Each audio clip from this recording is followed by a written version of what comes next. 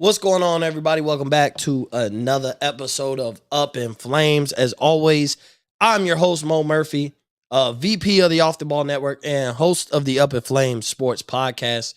It's been a while. I know I kind of take these breaks, but life's kind of busy. So first and foremost, I want to tell everybody, all the good fathers out there, happy Father's Day. We are recording this live on a Sunday, Father's Day and Juneteenth. So shout out to everyone. Happy Juneteenth. Happy Father's Day. I've been out of the loop a little bit, been coaching, kind of letting the NBA finals play out, get towards close to this NBA draft. I'm not much of a draft guy, but kind of let some of the off-season rumors roll, before I kind of got back into things. It's going to be a long summer. We're going to do a lot of previews of these divisions for the NFL with football season coming up. We're going to do, tonight we're going to kind of talk about the Golden State Warriors winning the championship and a little bit of offseason rumors that we've heard up to this point. And I have my guy, Kenneth of the Competitive Hedge podcast coming in. But before we do that, here goes the intro. Warning, you are now listening to Up in Flames. We up in flames, yeah. We up in flames, yeah. Yeah. Let me hear it, Lambo. We up in flames. We up in flames. We up in flames. Yeah, we up in flames, yeah. Yeah. We up in flames, yeah. Yeah, we up in flames. Hold on, check this go. We up in flames, yeah. We up in, yeah. We up in flames, yeah. Woo. We up in, yeah, we up in flames, we up in flames.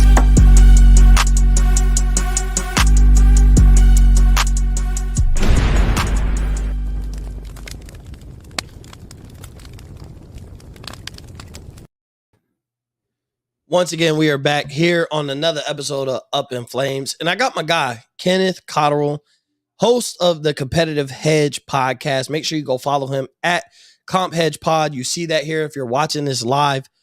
You see it there on his header. Kenneth, what's going on, bro? Not too much, man. Happy Father's Day to you. I know you're a huge golf guy, so you were definitely tuned into that U.S. Open finish today. How could you not? I mean, just a great day in sports. But I mean, even looking to tomorrow, I'm like, man, we're starting to get into that time of year where it's just some baseball. And luckily, we still got the Stanley Cup playoffs to kind of float us for a couple weeks here. Maybe a couple weeks. We'll see how well it goes for your Tampa Bay Lightning. Could be done in a few days here. But yeah, just super excited to chat some NBA. The finals is over. Shout out to Golden State for taking home the title this year. Yeah, 100%. So before we talk NBA, I don't want to dive deep into NHL because you're not about to make me look stupid on my own show. But let's just, for an update, the Colorado Avalanche are up 2-0 on my Tampa Bay Lightning right now after ass whooping, the other day, 7-0 on Saturday night.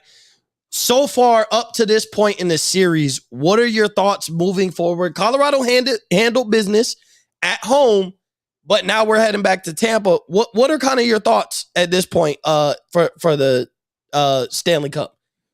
I mean, Tampa's only had 39 shots through 2 games, which is abysmal for a team of this caliber. I mean, when you're not even putting up 20 shots a game, that you're going to run into some issues. The Avalanche have just bullied them. They beat them with speed and power. And I mean, when it comes to this matchup, I'm not going to say that it's over because we saw the Rangers go up 2-0 on them. And then we're like, oh, okay, Tampa's done. And then they come back and win 4 straight. So I'm not about to do that again. Not that I did. I know a lot of other people did. But when you're the back-to-back Cup champs, you can't rule them out at any point. And so we'll see if they can get it done tomorrow night. If they don't, the series is over. You're not going to beat a team of Colorado's caliber 4 straight. Do I think you can beat them 4 of the next 5? I think there's a chance of it. So they got to get it done tomorrow night. They're at home. Vasilevsky needs to be a lot better too. He's kind of been your rock that you've leaned on in the playoffs over the last couple of years, and he needs to show up in a big way. Yeah, 100%. And it's like, so, I'm a very, very, very, very casual hockey fan. You know this. You're the Canadian guy. You love hockey. I pretty much follow the Lightning. I might catch a regular season game here and there. But even when I'm watching it, I don't have like my full attention. I might be on my phone and it's kind of background noise, kind of pay attention here or there. But I watched game one. I watched game one and game two. I turned game two off because like when it got down 4-0, I'm like, okay, I know I watched this with game one, but we're not coming back. But when I watched game one, I found myself finding a new fascination for hockey because I'm literally sitting there and I'm fully engaged into the game. And I've been to multiple, I've told you about it. Hockey was the first professional sports game I've ever been to. Going to a hockey game, being in Tampa, going to the Lightning, like that was the winning franchise. We had the Orlando Magic down the road. We had Tampa Bay Buccaneers, but the Lightning were the team to go see. The Rays, even at that point growing up as a kid, they were a team to go see. So I've seen the Rays and Lightning multiple times before I ever went to my first NBA game. But I found myself like watching it and really paying attention and finding like I was fascinated with just the game of hockey. Like these guys are underratedly athletic. They're underratedly talented. And I just found myself like, man, what if that was me? And I'm like, bro, they're skating, they're skating up and down the rink for, 60 minutes, 20-minute periods. And they're just going, it's back and forth. The subs aren't happening during timeouts like we're accustomed to with the NBA and NFL. Like the subs, you're subbing in and out while in the game, like while in the flow of the game, guys are coming in and out of the rink. So it was just one of those, I really found myself like sitting, paying attention. And with game one, I was under no influence, had no alcohol in my mind. So you can't blame it on the alcohol that I found myself fascinated. But even last night, it's just one of those like, man, I'm starting to really like hockey, at least as a point, for something else to watch when it comes to sports. Not much of a golf guy. Really not big on baseball. I mean, I'll talk my noise if the Rays are good. If they're bad, I'm not engaged in baseball like that. So to be able to really sit down and watch, the Tampa Bay Lightning and pay attention, it just gave me like, I don't want to say a newfound love for the game, but a very, very high respect for somebody who's a very casual fan. So shout out to the Lightning. Shout out to the Avalanche. Somebody's going to win the Stanley Cup. I hope it's the Lightning so we can be back to back and be the first team. If we were to win 3 in a row, we're the first team to win 3 in a row since when? I'm going to give you the floor on that. If I'm having to guess on this one, I don't know if you've had 3 straight since probably the Islanders in the 80s would be my guess. I'd have to go back and look at it. Sounds familiar. I'm pretty sure that was around the time, like since like Gretzky didn't do 3 straight, Lemieux didn't do 3 straight, Crosby hasn't done 3 straight. Like this would be an incredible feat for this Lightning team, and that's why I keep talking about if they go 3 in a row, Vasilevsky's starting to get up there in all-time goalies. You're starting to talk about Kucherov and Stamkos and other guys as potential Hall of Famers down the road. Like this is significant if they do get 3 straight. It's so tough to do it in hockey when you can just lean on a goalie sometimes and the best team doesn't necessarily win. That happened with Colorado last year. The fact that they got bounced when they did, like this has been a team that's been building for years. And now they finally got here. And the underrated toughness of hockey players. I mean, at the end of every playoffs, I know you see it too in the NFL and NBA where it's like, oh, this guy was playing with like a torn shoulder. But like in the NHL, you hear like this guy broke his leg and he's been playing for like a month. And you're like, oh my God. They're getting smacked against the glass and continuing like they're full speed, smacked against the glass, going for the puck. And everything is full speed, I think hockey's a faster paced game than people realize. If you just sit down and watch it and kind of take whatever bias you have or hate towards the game, if you're not a big fan, I challenge everybody listening tonight to just sit and watch game 3 and just, if you're not a hockey fan, just sit there and watch it. I think you'll have a newfound respect because over the years, especially with joining the network and linking with guys like you and a few others who are big into hockey, it's kind of made me at least pay attention, even if it's on the betting end or whatever. Like when you bet on something, you're more willing to watch. But even for me, like with the Lightning being so good these past few years and growing up, going to Lightning games, like it's given me like a different perspective. And I always want to be in the loop on things. Like I don't want to hear y'all talk about the Stanley Cup and have no idea what's going on and just be like, oh, this isn't a conversation for me. So that's been a reason why I've paid more attention now. Like betting wise, like betting will make Russian ping pong seem interesting. Like that's just the way that it goes. You're a different type of better. So Like you're gonna sit there and watch Romanian pickleball if it's on just because you're like, well, I could throw some money on this. Like it just gives you like a different edge or hedge, I should say that, given my show. But yeah, tune into game 3 tomorrow. It's gonna be a good one. Yeah, 100%. So I challenge everybody to tune into that. But enough of my hockey expertise or lack thereof, however you want to look at it. I kind of gave Kenneth more of the floor talking hockey, but enough of my hockey expertise. We're going to talk NBA. We're going to talk about the game I love, the game of basketball. And the Golden State Warriors, they hoisted the Larry O.B. trophy, the Larry O'Brien trophy. They are champs 4 times in the past 8 years. 6 trips to the NBA Finals in the past 8 years. They're 4-2 when making it to the NBA Finals. So, Kenneth, overall thoughts on this series before we kind of get into the, I guess you could say, the legacy topic that everybody has been entertaining. And I haven't entertained it as much just because it's kind of narrative driven with that conversation. But, when it comes down to Golden State winning their 4th championship, just give me your overall thoughts just on the Warriors versus Celtics series as a whole for the NBA Finals. I mean, Golden State just kind of beat them with their depth. And I think what was so tough about judging this Golden State team throughout the year was, are they just doing it because of the road that they've had? And they can't control who's in front of them. But when you're playing a Denver team with just the MVP missing his 2 best co-stars, you're like, okay, they should beat them. Then they get Memphis. They were going to beat them anyways before Ja got hurt, but Ja gets hurt and you're like, okay, like, are they really that good, or is it just they're injured? You get Dallas, which should have been Phoenix if they didn't choke. Then you're like, okay, well, they beat Dallas. So they were a tough team to judge heading into the playoffs, which is crazy given the fact you just said this is their 4th title in 8 years. So knowing, I think what was so tough to judge was, okay, well, Klay hasn't looked like himself this postseason. Draymond, everyone kept calling him triple single because of the games that he was putting up. But they just manhandled them. They had too many guys. That they have too much depth. We're going to talk about probably a major what if later on. But you look at this bench core where they've got Jordan Poole and Gary Payton Jr. We haven't even seen James Wiseman, Moses Moody, Jonathan Kuminga. Like, this is a team that is veteran driven, but also future driven with the amount of talent that they have there. They're probably going to lose Jordan Poole, but that being said, they could still potentially bring back Wiggins and run it back. So this Golden State team, they deserve to win the finals. Boston had too many stretches where they weren't hitting shots. And so it's a well-deserved championship for the Warriors. Yeah, and I fully agree. And, we were having a lot of halftime conversations going into the season, last offseason.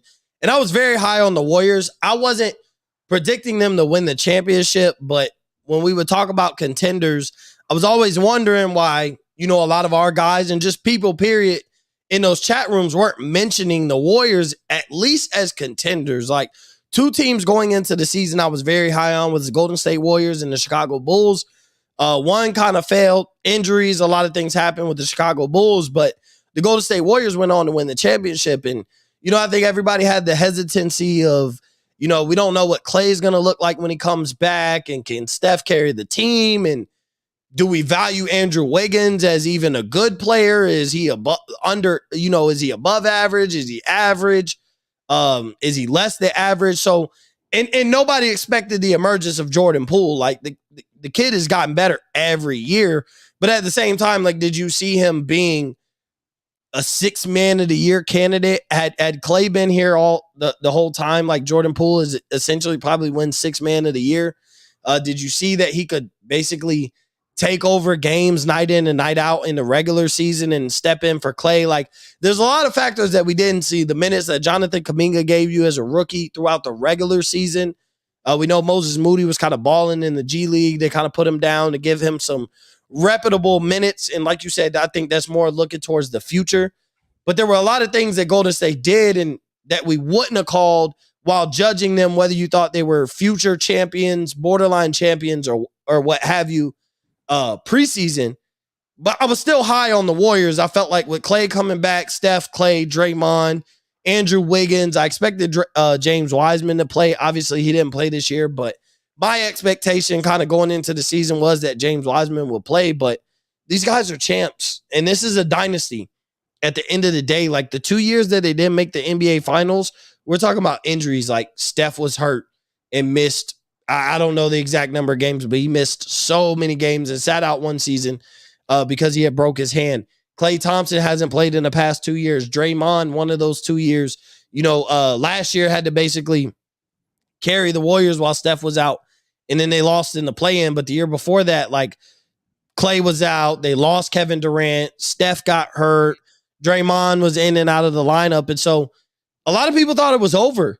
A lot of people thought, like, even with this big three coming back, they might be competitive and can win a playoff series or two and maybe make a conference finals. But as far as hoisting up the Larry O'Brien, I don't think there were a lot of people that were very high on them. And that kind of leads to Steph won the championship.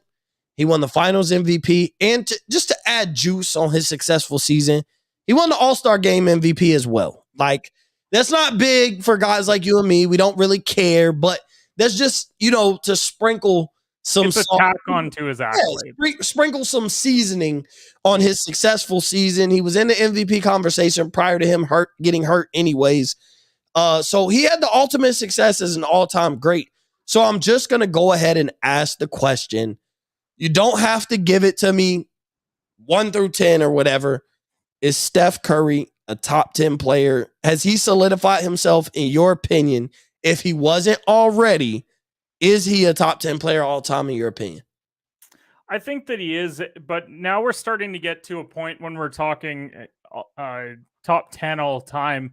Now we're starting to take guys out. And I think the issue with this entire discussion, and like I'm guilty of it too. I tweeted out my top 10 list the other day. I put it on Instagram, whatever. I didn't care. Like, I'll give my opinion where I see fit. That's the whole point of this podcasting thing. But when I look at this entire argument, like, taking a guy out of the top 10 isn't a knock against them. If anything, it's just saying, like, you were great. There's just someone who's surpassed you as far as greatness goes. And when we start talking about Steph, like you said, 4-time title winner, he's a multiple-time MVP. Now he's got the finals MVP. He's also the best shooter of all time, and it's not close. That's the thing. Like, I saw it, and this is just classic. You scroll through Twitter, you see some dumb stuff. Like, how can Steph be up there, but like you don't have guys like Ray Allen who won titles and stuff? And it's like, because Ray Allen was never this light years ahead of everybody as far as shooting goes. Like, Steph it's here, and he has one of the best shooters of all time in his backcourt, and he's down here in comparison. Yeah. Like, so Steph Curry, I think he moves into the top 10, and there's going to be debate of who do you take out. Like, it's a subjective argument, but to me, when you've got all these accolades, you now are the best shooter of all time, and you've been the best player on a championship team. Granted, I think we all feel like he was the best player on that first title team, but they didn't give him the award. Now he has that award, and so it's okay to just give Steph his flowers. Just because you're taking a guy off the list doesn't mean that, like, he wasn't great. Like, oh my God, that guy's the 11th best player of all time. Like, that's a bad thing. Like, the NBA has been around for 75 years. So it's not a knock against these guys, but yeah, I do think Steph earned it.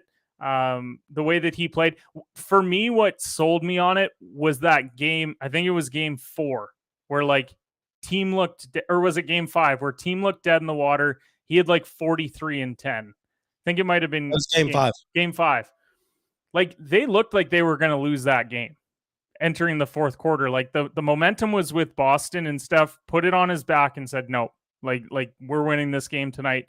And to me, that's what solidifies it. A playoff performance like that, where you're at home, you're expected to win, but the other team brings their best stuff, and you're still like, nope, I'm taking it from you.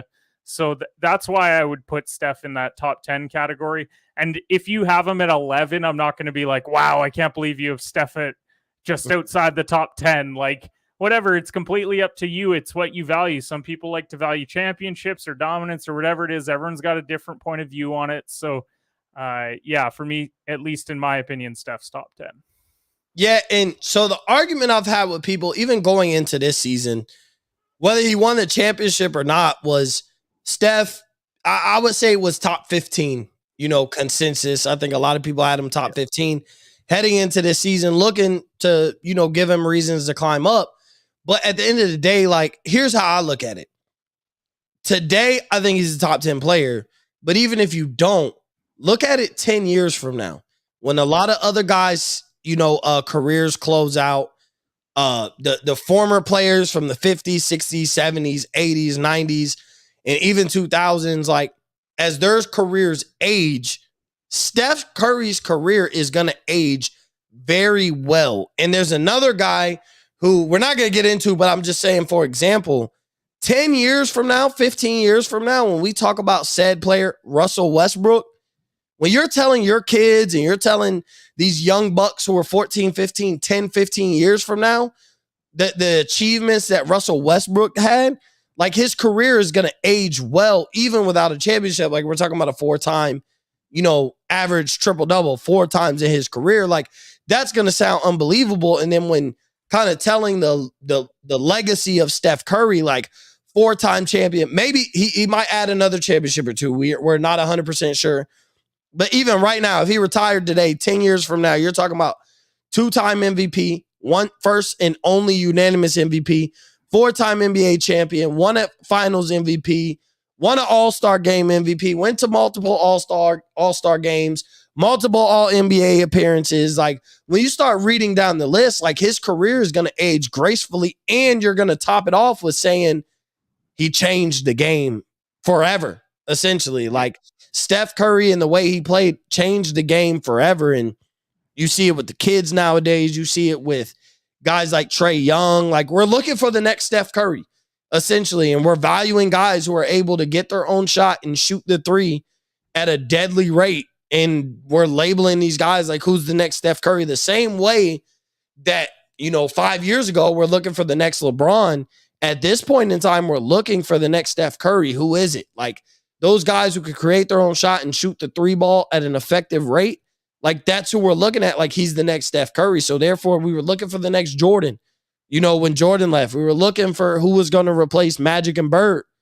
When Magic and Bird retired, and obviously ultimately it was Michael Jordan. But when Michael Jordan left, we're like, who's going to be able to adopt that play style and take over? Who's going to be the next Jordan? Kind of turned out to be Kobe. But even while Kobe was doing it, we have LeBron James, who was a high school phenom and the chosen one prior to either stepping foot on a court in the NBA. And then, like, LeBron was so dominant for so long, we're like, who's the next LeBron? And we put that on Ben Simmons, and we put that on Zion Williamson. And then Steph Curry comes along in 2015. I mean, he kind of was on the map before that. What he did was at Davidson was nothing to laugh at. Was definitely incredible. But once he won that championship and he won that MVP and he put himself on the map, it's like, oh, Steph Curry could be the best player in the NBA right now. Now we're like, since then, we're like, who's the next Steph Curry? And we're looking at Trae Young and guys like that. And we're like, who plays like Steph? Who's the guy who's going to fill Steph's shoes, as Steph ages? And at this point, he's won 4 championships. So I want to move on. And I want to talk about some offseason stuff, essentially. Like, we're going to we gave Golden State their flowers. We could dive deep into the NBA championship and give everybody their flowers and salute to Andrew Wiggins, Klay Thompson, and everything like that. But I kind of, before we go, we're not going to have too long of a show, but I want to talk about some offseason stuff. There's rumors happening.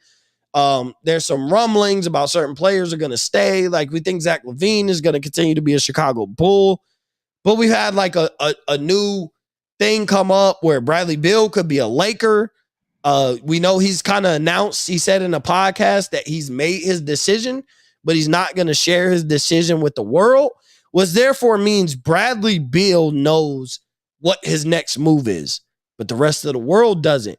And so let's just speak on the hypothetical that Bradley Beal wants to be a Laker. The price tag is not going to be that high. For the simple fact, all you have to do is match salaries. It's a sign and trade. He very well could opt out of his player option completely and just become an unrestricted free agent, which is something people have to think about because they're like, there's no way the Lakers could get him. But it's one of those, when it comes to salary, like if he opts out of his player option, the Wizards have to get whatever they can to accumulate losing Bradley Beal, or else they could lose him for absolutely nothing. So let's just hypothetically say he wants to be a Laker. It's not, to me, it's not a coincidence that Saturday Bradley Beal says, I've made my decision. I'm not going to announce it to the world, but I know what I'm going to do. It's not a coincidence that Sunday there's a lot of Lakers rumblings. You wake up and you're kind of seeing Kevin O'Connor report that the Lakers are eyeing him and things like that. But I don't believe in coincidences, especially with things like that. Like Bradley Beal says he's made his decision, and now all of a sudden there's a lot of reports that the Lakers are linked to Bradley Beal. Not a coincidence. Kenneth, you are a Lakers fan. The projected package is Westbrook and 2 future firsts, and it's really because the Wizards are going to take on Westbrook's expiring contract for next year, get 2 future first round picks, and not lose Bradley Beal for absolutely nothing, and open up a lot of money for the books. Next year, we know there's not a high free agent destination, but you as a Lakers fan, if Bradley Beal was to put on that purple and yellow, what kind of expectation, what does that mean for you being a Lakers fan? I got to start by saying being a Lakers fan, I can't say that it's exhausting because like we've had so much success, but it is exhausting to an extent when it comes to rumors like this, because when you are in the hotbed of LA, the same thing happens with New York, Miami, any of these big markets. A lot of it is they're the biggest fan bases. They're also where all the media markets are. So a lot of these rumors always seem to go back to New York, Miami, LA. Now, if there's any truth to this rumor and we're getting rid of Russell Westbrook, then I'm thrilled. I'm absolutely thrilled, because to me, they're dead in the water moving forward with this current group. You can't sit there and constantly say, yeah, but when AD's 100%, okay, but he's 100% for 50 games, 60 at most. Like that's not doable. And it was a couple of years ago when you could lean on LeBron to carry you for a regular season.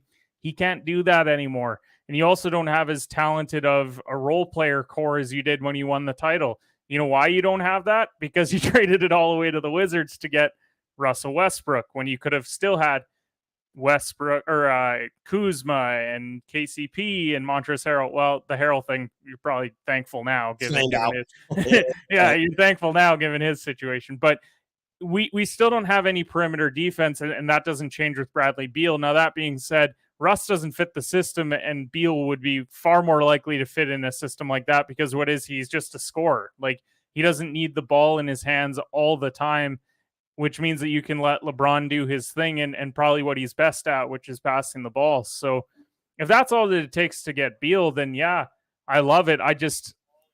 Even when it's guys like Kevin O'Connor, I am always skeptical because of where we're at, of the market that we're in. And the amount of times that I hear he's going to the Lakers, this guy's going to the Lakers, this player's going to the Lakers, it's like, okay, but how many guys can we actually get? And then at the end of the day, we usually end up getting none of them. The only time that's really happened was LeBron as far as a free agent goes. AD, we had to trade away our entire future to get it. So I'm hopeful. I would love to see Russ no longer be in the purple and gold, but I'm not holding out hope until I see that notification from a Woj or a Shams that says, "Hey, this is a done deal. This has happened.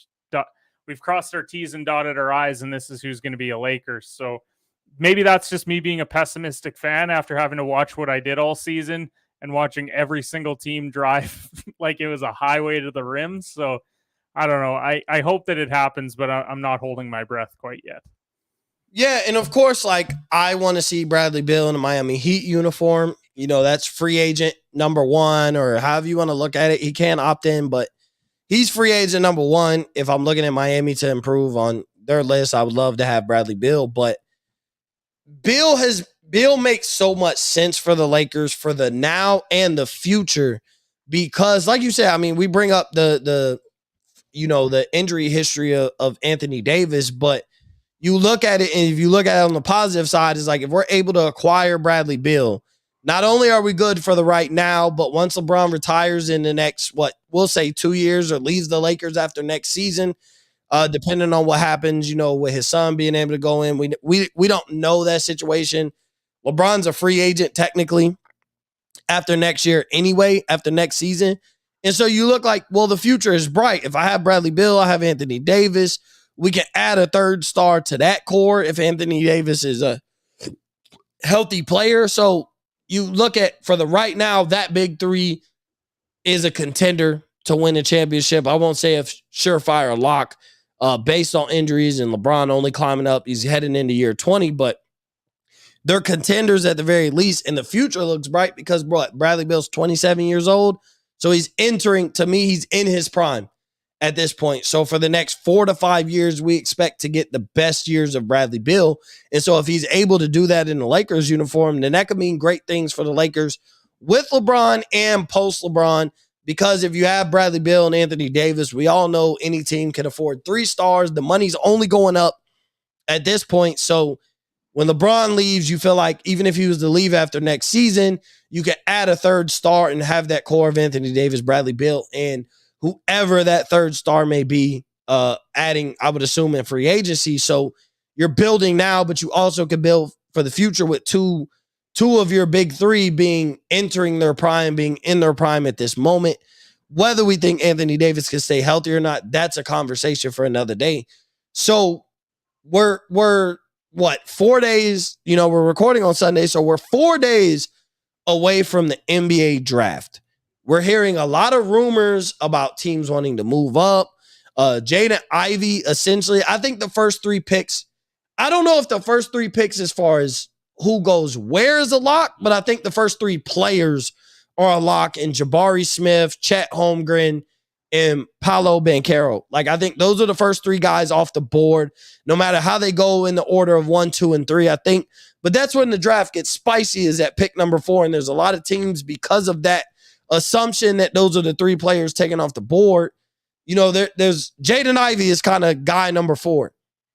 Do you see, we'll say Jaden Ivey because he's kind of the impact guy at number 4. The Sacramento Kings are picking at number 4.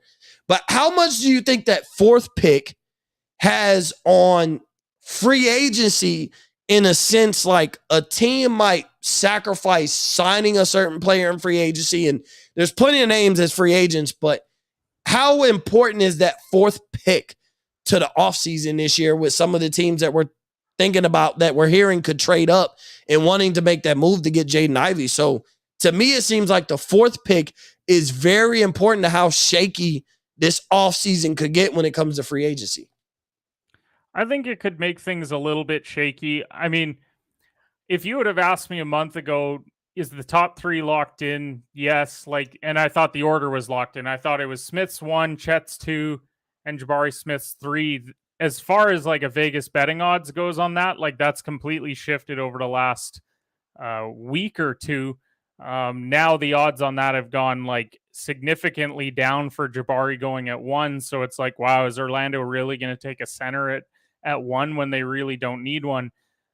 Ivy, to me, I still stand by the fact that I think he could slip in this draft, but I think he only slips if the order stays how it is. And as you said, we don't know exactly which teams are moving up, which teams have fallen in love with him through this entire draft process. But looking at as far as team needs go, going 4 down the board, there's not a lot of need for point guard in that area given what these teams have. Because if you're Sacramento, you already have Davion Mitchell and De'Aaron Fox. So do you need another point guard? Now, that being said, it's also the Sacramento Kings. And did it stop them from drafting Tyrese Halliburton and then the year after drafting Davion Mitchell? No, it didn't. So there's a chance that could happen once again. Detroit just got Cade. You've got Indiana, who's got Halliburton and Brogdon. Whether or not they're going to keep Brogdon, who knows? Portland, they got Lillard. So that's the player to me that's the interesting one. And I do think that Sacramento goes off the board here and they go different.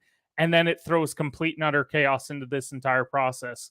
Because when I look at this draft board, I think based off of need, New Orleans is the first team that probably needs a point guard, which means teams could be calling Portland or Indiana to potentially move up and snag Ivy. Obviously, New York's always the team that we talk about when it comes to point guards because they whiff on point guard all the time, whether it's Kemba Walker or name the list of other point guards that haven't worked out in New York. So could that play a factor in whether the Knicks move ahead with a Julius Randle? It could. I still think that they should move forward with him regardless, but I love draft night. I think it's one of the best nights of the year as far as NBA goes, for me at least.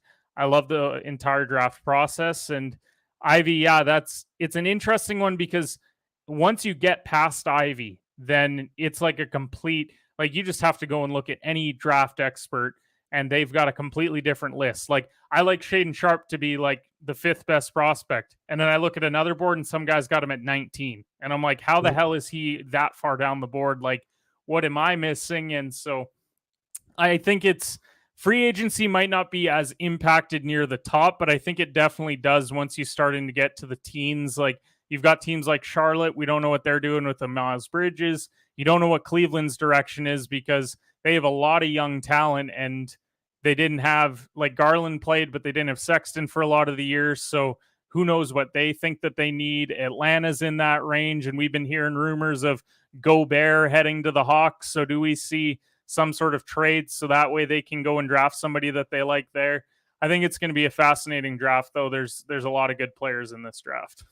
Yeah, and it seems to be one of those, like, a lot of these trade rumors are centered around the draft pick this year and where you're picking at. So we think the Knicks could move up. Maybe we're hearing the Knicks, the Pacers, and multiple other teams could move up to essentially try and draft Jaden Ivey at number 4 because we think the 3 players are secured as far as Smith, Holmgren, and Banchero.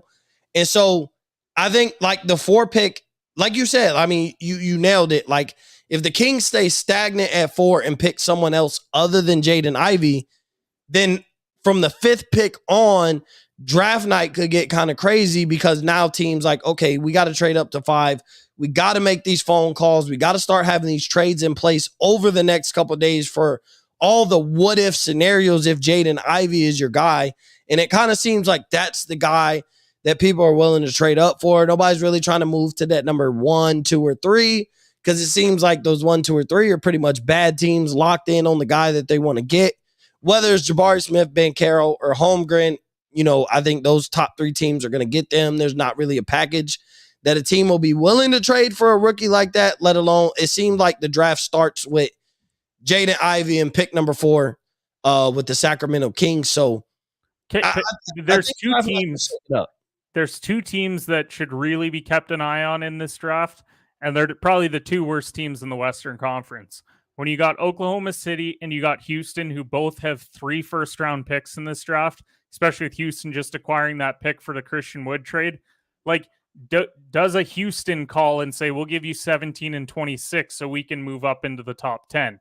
Same could be said for OKC. They're sitting on 30 and they're sitting on 12. Well, maybe they want to package those together, move up into the top 8 because they fall in love with the prospect. Because these 2 teams, they've stockpiled picks like crazy. So are they going to continue to have that 1 pick? Like OKC, let's say they get Chet at 2 and they get Paolo at 3 to Houston. Okay, but you have an opportunity in this draft with these picks to move up and get a second guy, like a second impact right away guy that can come in and actually change the trajectory of your franchise. Because if you look at Houston's roster right now, the only veterans that they have are John Wall and Eric Gordon, and both of those guys have been rumored already to get traded away. So if that happens, they've got a roster of 25-year-olds and younger. So these are going to be fun teams to watch because they have these multiple picks. And if you're a team like Indiana, a team like Detroit, maybe even a team like the Spurs where you're not trying to win right now, you could trade back. You could get multiple first-round picks, maybe start to build a bit more of a balanced roster, and they have the ability to do so with these 2 teams at the bottom.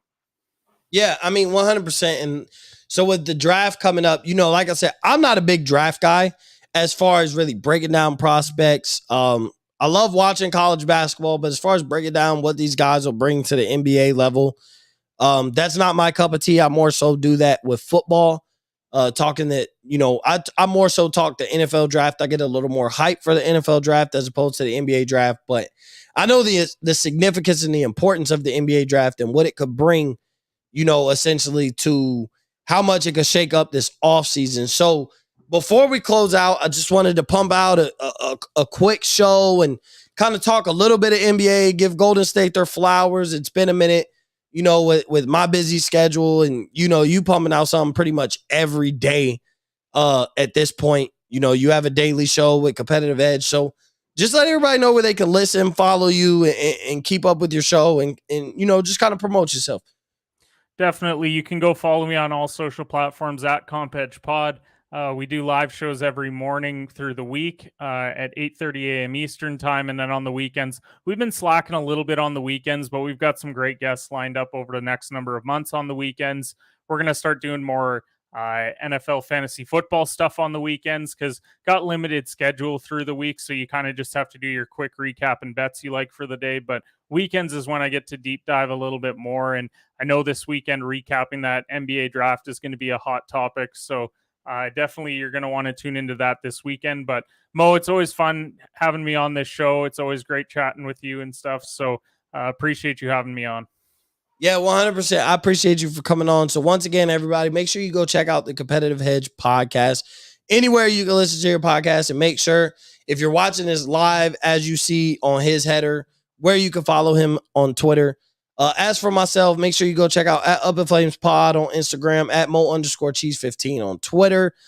Check out Up in Flames Pod. If you're a new listener, I appreciate you for tuning in. If you're an old listener, as always, y'all have dove in on this journey with me as far as covering sports, but make sure you tune in to Up in Flames anywhere you can get your podcast, Apple, Spotify, whatever else. Make sure you subscribe to Substack, Up in Flames on Substack, upinflamespod.substack.com. Make sure you check that out. That's where I post all my shows. Make sure you follow the Up in Flames Pod on YouTube.